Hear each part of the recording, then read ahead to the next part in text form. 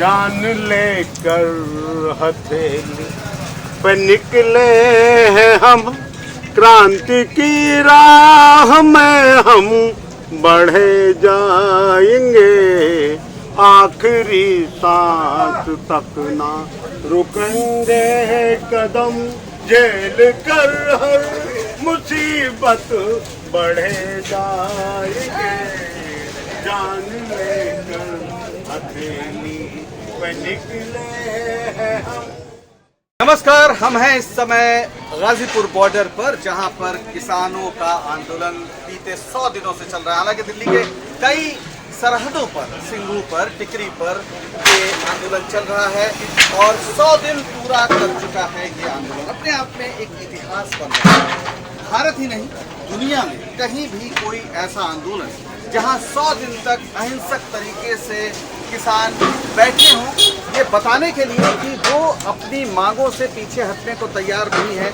ये एक अकल्पनीय दृश्य है, ये अद्वितीय है। पूरे इतिहास में, दुनिया भर के इतिहास में ऐसे किसी आंदोलन का जिक्र नहीं मिलता जहां पर 100 दिनों तक इस तरह से धैर्य के साथ किसान बैठे हों। सरकार ने उन्हें थकाने की रणनीति बनाई, लेकिन वो थकते नजर नहीं आ रहे हैं और अब वो नई रणनीति पर भी काम कर रहे हैं, जो शायद सरकार के लिए थोड़ी परेशानी भरी बात हो सकती है। आखिर ऐसा क्या है, हम बात करने यहीं पर इकट्ठा है। हमारे साथ तमाम किसान संगठन के नेता, मजदूर संगठन के नेता, महिला संगठन के लोग। जो ये पूरा जो आंदोलन है वो किसानों के साथ साथ समाज के विभिन्न हलकों का भी आंदोलन बन गया है। एक ऐसा अभूतपूर्व सहयोग का नज़ारा दिख रहा है यहाँ पर। नौजवानों, किसानों, मजदूरों, युवाओं, महिलाओं, हर तरफ से लोग यहाँ पर इकट्ठा हुए हैं और इस आंदोलन को एक गति अपने हिसाब से नए किस्म की गति दे रहे हैं। आनंद सिंह नेगी, प्रदेश अध्यक्ष उत्तराखंड के अखिल भारतीय किसान महासभा के। हम आनंद जी आपसे पूछना चाहते हैं, आखिर 100 दिन तक ये आंदोलन चल रहा है, आप लोग थके नहीं?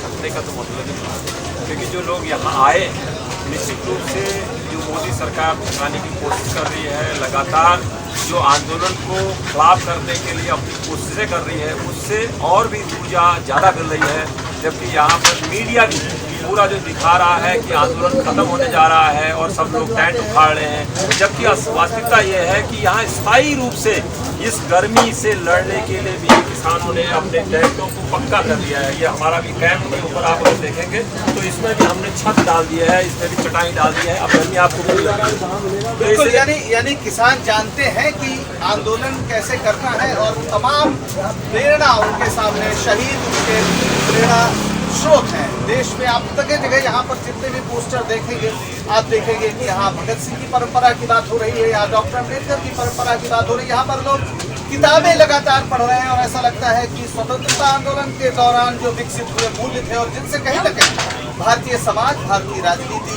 थोड़ा पीछे गई थी, उसको फिर से अब वो याद करना चाहते हैं। सर छोटू राम की भी तस्वीर लगी है यहाँ पर। तो जिन लोगों ने भी भारत नाम के विचार को मजबूत करने, उसे समृद्ध करने की कोशिश की है, वो आज सब यहाँ पर प्रेरक शक्ति बनकर, प्रतीक बनकर यहाँ उपस्थित है। हमारे साथ मौजूद है सुरेंद्र कुमार जी, जो अखिल भारतीय किसान सभा के नेता हैं। सुरेंद्र जी, आपको क्या लगता है कि सरकार तो कोई बात मान नहीं रही? देखिए, ये लग रहा है कि सरकार नहीं मानेगी, अब आप क्या कर पाएंगे?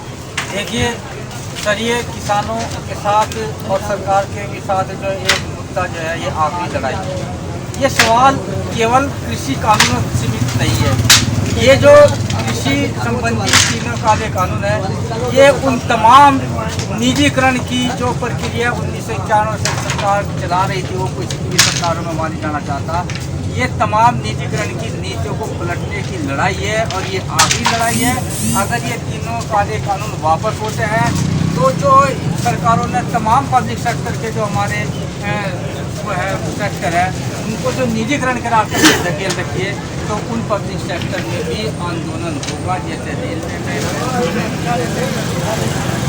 तमाम जितने पब्लिक सेक्टर का हमारा मजदूरों को खड़ा होगा और किसानों से सबक लेगा कि जब किसान निजीकरण की नीतियों को पलटने के लिए आंदोलन करके उन कानूनों को पलटवा सकता है, तो हम क्यों नहीं पलटवा? यानी जो किसान आंदोलन है, दरअसल वो तमाम जो एक निराशा फैली हुई थी मजदूरों में भी, वो भी दूर कर रहे हैं और मजदूर संगठन बड़े पैमाने पर आगे आ रहे हैं और इसको संचालित करने के लिए एक पीछे एक पूरे युद्ध में जैसे रसद होती है, रसद भी भेजने वाले, खाने का इंतजाम करने वालों की बड़ी भूमिका होती है जो दिखते रहे। हमारे साथ साथी हैं जो लंगर चलाते हैं यहाँ पर। आप अच्छा, आप इसके बारे में कोई जानकारी नहीं देना चाहते? अच्छा ठीक है। देखिए ये एक बड़ी अजीब बात है, जिस समाज में लोग 4 पैसे दान करते हैं और 400 रुपए का विज्ञापन करते हैं, वहाँ हमारे एक साथी हैं जो ये बताने को भी तैयार नहीं है कि वो ऐसा क्यों करते हैं और लगातार आप सोचिए 100 दिन से किसान भाइयों के लिए भोजन का इंतजाम करने में वो जुटे हुए हैं। एक ये होता है, अगर धर्म का कोई मर्म है तो वो दरअसल ये है कि जहाँ पर लोग सिर्फ सेवा करते हैं। वैसे भी गुरु नानक ने कहा है कि तीरथ करो, पंज छको, काम करो और बांट कर खाओ। शायद ये एक समय की कल्पना है जो अभी आना है। हमारे साथ हैं मोइन खान जी।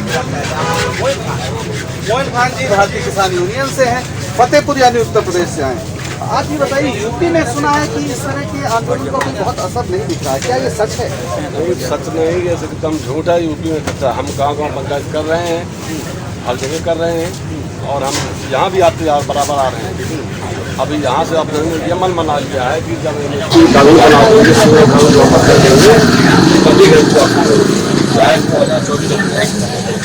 2024 यहाँ बिताना पड़े, इतना बड़ा एक संकल्प आप जता रहे हैं। जाहिर है ये एक बड़ी बात होगी। रवि मिश्रा जी हमारे साथ, मैंने सही नाम लिया? Ravi Mishra ji trade union leader हैं, सीजू से जुड़े हैं, इलाहाबाद से आए हैं।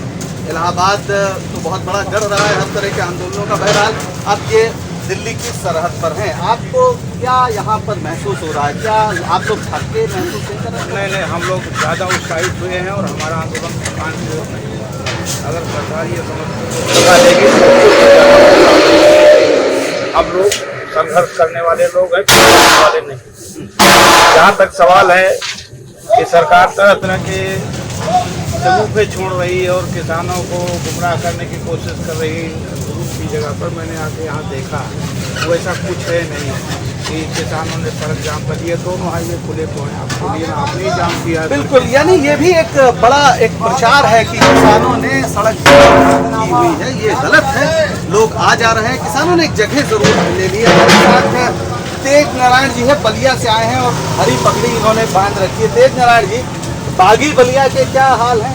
बागी बलिया के हाल ये है कि 10 अगस्त 1942 को बलिया में पहली गिरफ्तारी गांधी जी के आह्वान पर हुई थी और 10 मार्च को बलिया में किसान संयुक्त मोर्चा के नेता जा रहे हैं और वहाँ एक बड़ी सभा होगी। और जो कहा जा रहा है कि पूर्वांचल में आंदोलन नहीं है, तो पूर्वांचल में आंदोलन अंतिम लड़ाई तक लड़ेगा। या सरकार बदलेगी या ये कानून बदले जाएंगे, या इनके साथ बलिया के लोग, बलिया के आसपास के लोग, बिहार के लोग तैयार हैं। यानी अगर किसी को ये लगता है कि आंदोलन सिर्फ पश्चिमी उत्तर प्रदेश या पंजाब और हरियाणा के किसानों का है, तो यहाँ पर कम से कम जो लोग हैं वो ये संदेश लेकर आए हैं कि पूरा देश दरअसल इस मुद्दे पर साथ है। आज हम 7 मार्च को ये बात कर रहे हैं, 8 मार्च को अंतर्राष्ट्रीय महिला, आज 6 मार्च माफ करिएगा, 8 मार्च को यानी 2 दिन बाद अंतर्राष्ट्रीय महिला दिवस है और इस पूरे आंदोलन में महिलाओं की एक बड़ी भूमिका है। 8 मार्च को तो यहाँ सारा मंच संचालन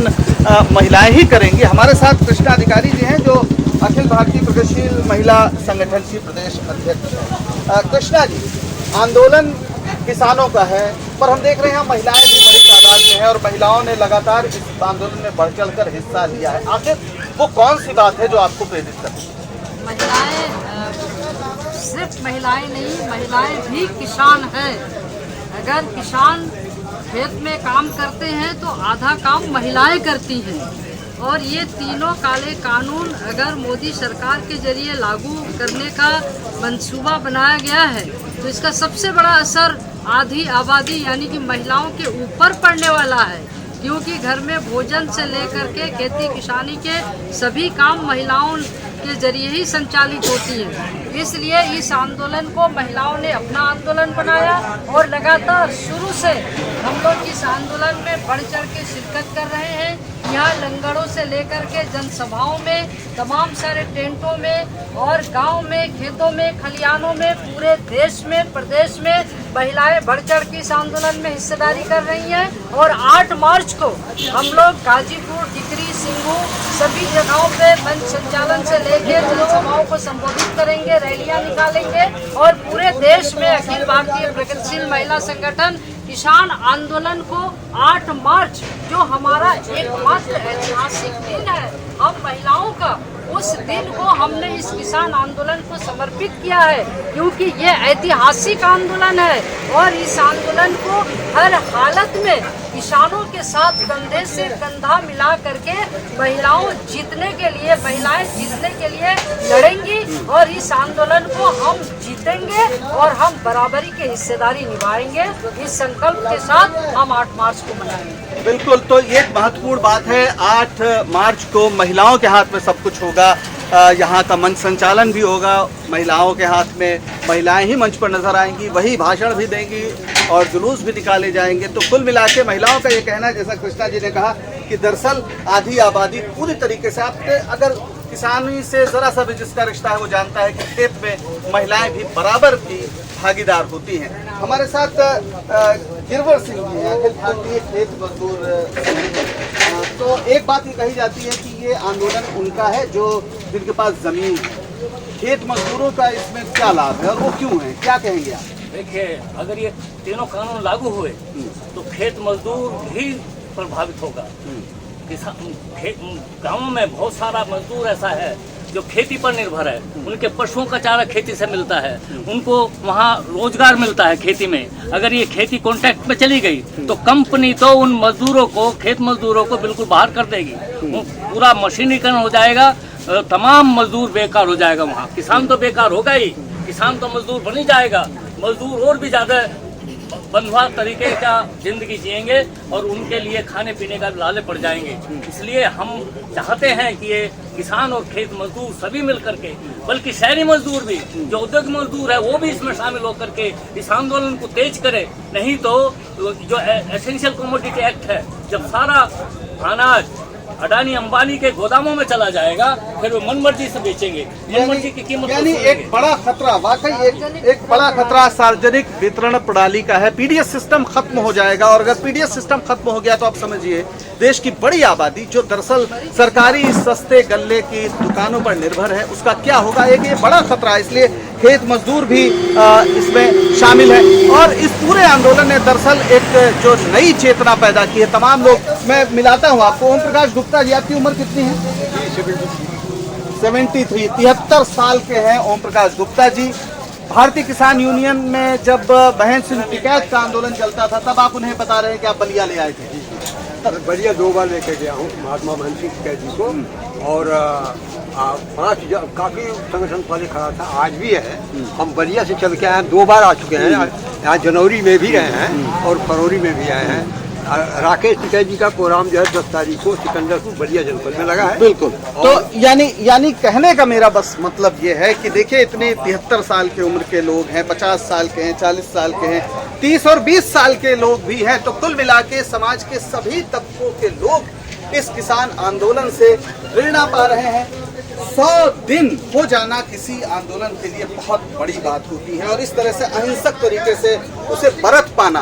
किसानों के हाथ में वैसे हंसिया होती है, वो फसल काटते हैं, लेकिन फिलहाल वो ऐसी कोई बात नहीं कर रहे हैं और लगातार वो कहा जाए तो एक अहिंसक आंदोलन का प्रण ले रहे हैं। आखिर में एक सवाल हम नहीं आपसे पूछ रहे हैं, बस चाहते हैं कि जंगी जी से पूछ लेते हैं। चलिए, बहादुर सिंह जंगी हमारे बहुत पुराने ये किसान आंदोलन के साथी हैं और कभी भी हैं। अब तो ये कहा जा रहा है कि हम भाजपा को हराएंगे। शुरू में कहा गया था कि ये केवल एक अराजनीतिक आंदोलन है, तो अब क्या हम मान लें कि अब ये मान लिया गया है कि जब तक भाजपा की सरकार केंद्र में रहेगी तब तक कुछ नहीं हो सकता और इसे राजनीतिक रूप से कमजोर करना पड़ेगा? इसे राजनीतिक रूप से कमजोर नहीं करेंगे और यह जो है लड़ाई किसानों मजदूरों की लड़ाई मिलकर संगठित होकर और उनकी जो है उनकी किसान मजदूर की राजनीति वो जो है केंद्र में आएगी और भाजपा को जो है और मोदी सरकार को सत्ता से बेदखल करेगी।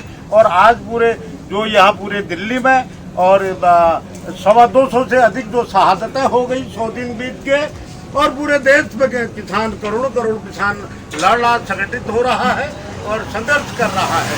ये जो है और किसानों मजदूरों की राजनीति वो जो है केंद्र में आएगी और जो है और भाजपा को जो है सत्ता से बेदखल कर देगा, है ना। ये लड़ाई यानी शुरू हो गई है। अब लड़ाई ये भारतीय जनता पार्टी के खिलाफ एक राजनीतिक शक्ल ले रही है। चूंकि जंगी जी शायर भी हैं, जनता के कवि हैं, तो आखिर में 2 लाइन बस आपसे सुनेंगे और खत्म करेंगे।